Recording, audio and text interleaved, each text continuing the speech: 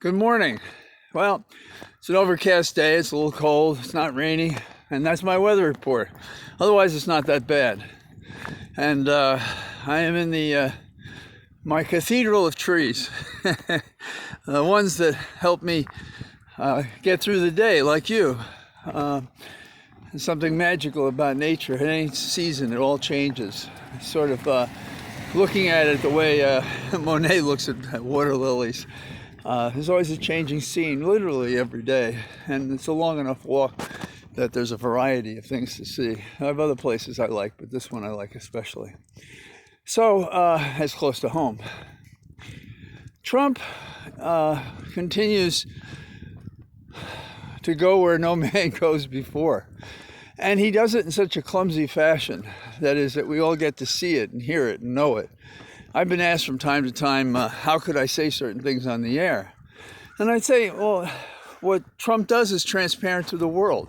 Not everything, perhaps, but you can only trust him when he makes some statement against his own interest. And that's how you follow him. Everything else you just have to treat as a lie. Maybe it's not, but you have to treat it that way because he's a totally unreliable reporter about his own conduct.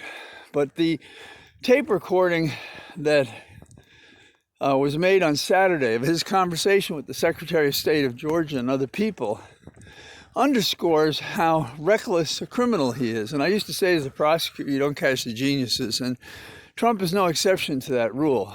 Normally, and I hate to say it, but politicians who are corrupt, well, they don't do the transaction themselves. They always have deniability to have somebody else do it. If anything has to be said, it should be a few words. Nothing should be written. And if a shrug will do it, that's what you should do. But he goes on for an hour basically saying, look, I can be your worst political nightmare because I'm about to say all these things to the public, some of which I've already said at earlier rallies. And all you have to do is to acknowledge what everybody knows is true, even though I can't prove it, that I won the election. How could I possibly lose it? People say I couldn't have lost it. I won it, and there's cheating. If you just let me in, I'll prove it. But I'll tell you what, all you have to do is give me one vote more than the margin of victory that Biden has, and I'm good with that. And you should recalculate it now. And people, who have an open mind, meaning to distort the results. Now, that's a crime. It's a state crime. It's a federal crime to be messing with the ballots, recalculating them, meaning to change them. And it's evocative of what he did on another occasion when a transcript was made of the conversation with the Ukrainian president. I have a favor I'd like to ask you. And, until I get that favor, you're not coming to the White House. And more importantly, you're not getting any of the arms that you need to defend yourself against my puppeteer master, Putin, and Russia.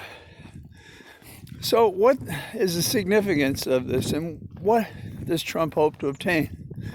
People keep asking, how is he doing this to help the election of the two Republicans who hope to hold on to their seats in Georgia, challenged by two Democrats?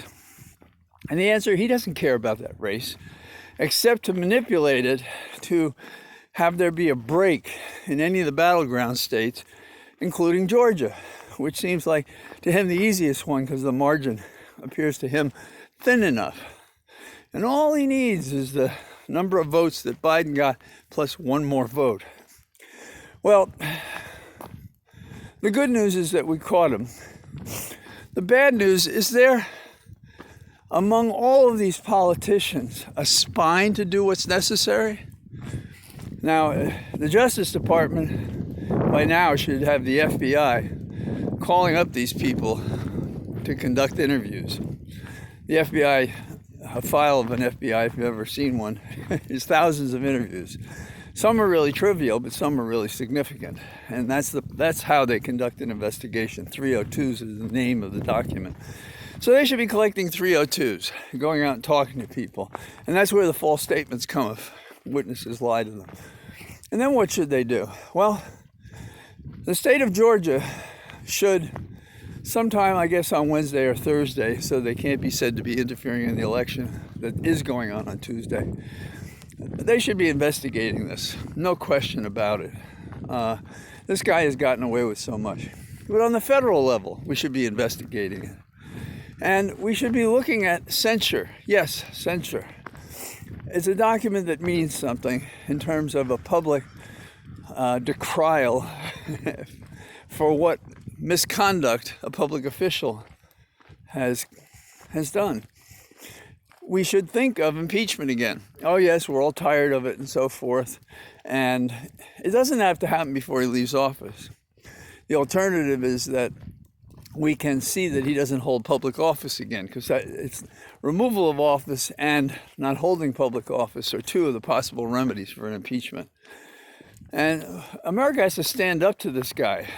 The other thing is that he should be prosecuted, and he should be prosecuted by the feds, and he should be prosecuted by the state of Georgia. Now, I'm not in charge of those creatures, so I don't know what they'll do, but that's what they should do. It's not enough to wring your hands and say, oh my God, what did he do? I don't understand how he could possibly have done that. Haven't we had enough of that? And if we're going to have we're going to turn the page, so to speak, and become a nation of laws and following the Constitution, that's what we have to do. There's not a question about it. You can't ignore evidence as strong as what we got in that hour tape recording. Now, I've already heard some Republicans saying, I don't know, I don't see anything that wrong with that. Well, really? Well, then you probably have no morals, and you probably don't have a brain to think with, and you're probably bought and paid for by Trump because you fear so much he'll have the ability to challenge you in the next primary. So that's where I see that telephone conversation. If you listen to my podcast from Sunday night after I learned about this, then I have additional remarks, obviously. The big vote on Wednesday, the good news is that more Republicans are pushing back and showing that there may be a division that's favorable to moving forward among the Republicans. I certainly hope so. And with any luck, the mishegas created by Trump may help us win on Tuesday. That is, have the two Democrats win and shift the power toward the Democrats in the U.S. Senate. So I've gone on a little bit. I hope that you found it interesting. I'll be out again tomorrow. All the best. Talk to you soon. Bye-bye.